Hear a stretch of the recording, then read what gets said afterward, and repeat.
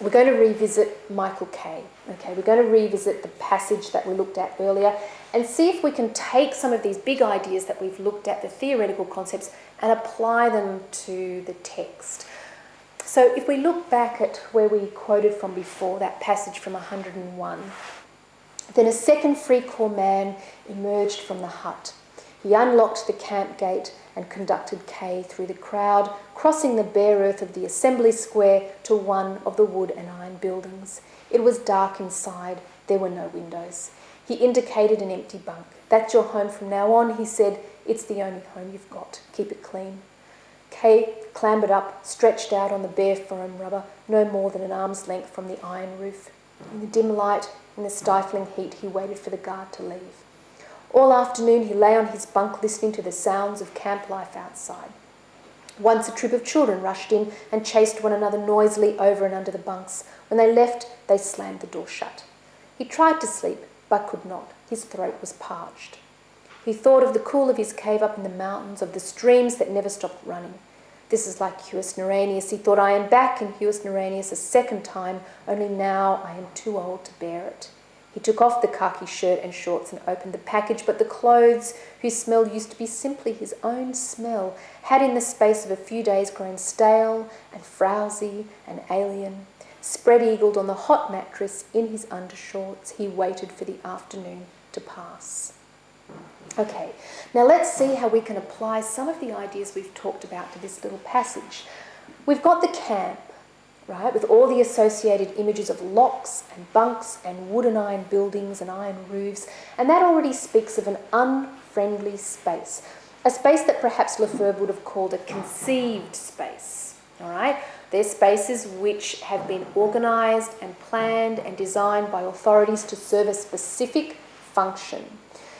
Yet Kay's alienation from this conceived space is clearly palpable in the choice words that Coetzee employs: empty bunk, dark inside, bare foam rubber, stifling heat.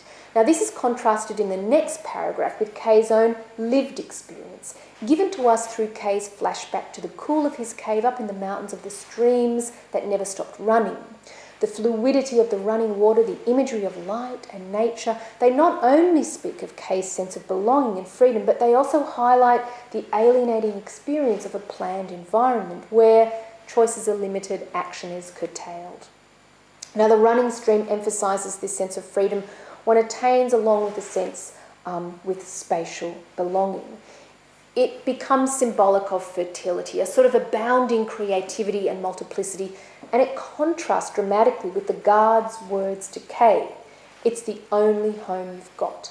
Now the adjective "only" leaves no room for self-actualisation and no room for any deep lived experience. Now this spatial alienation is further enunciated by the representation of Kay's social alienation.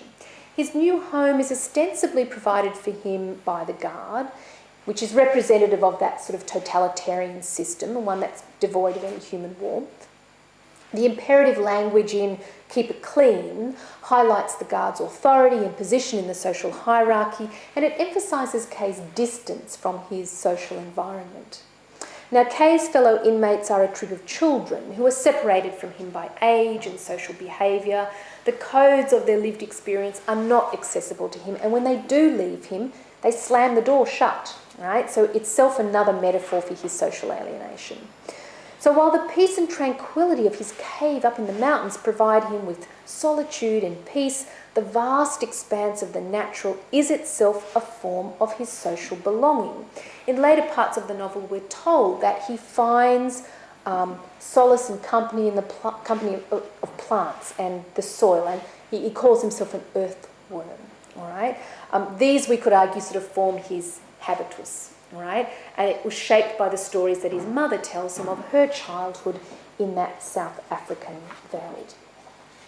So the distancing of space and sociality sort of impinges, therefore, on his sense of personal belonging. The clothes he wears are part of that conceived space which is imposed upon him, the social alienation that he experiences as a result. Now, the uniformity announced by the khaki shirt and shorts clearly emphasise the alienating effects of wearing a uniform. He takes them off, but, the package which contains his own clothes with his own smells, now seems as alienating as the clothes that were imposed upon him. So everything conspires against K. It leads to this self-alienation, which is epitomised by that imagery of rot and decay. You know, his own smell had in the space of a few days grown stale and frowsy and alien. All right? So K's social and spatial alienation, therefore, contributes to this stifling sense of personal alienation. The space is unfriendly, the human presence is unwelcoming, indifferent, his own clothes seem foreign, he lies spread-eagled, naked, metaphorically sort of stripped of his own humanity.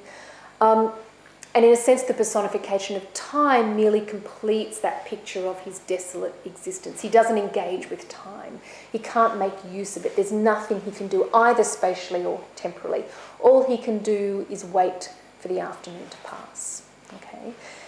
So, as you can see, even those two short little paragraphs, there's a wealth of information that can be gleaned for the purposes of textual analysis. And what you need to do is focus on your articulation of this information in response to the syllabus expectations. So let's take the analysis that we've sort of formulated and we'll shape it into a bit of a sample paragraph.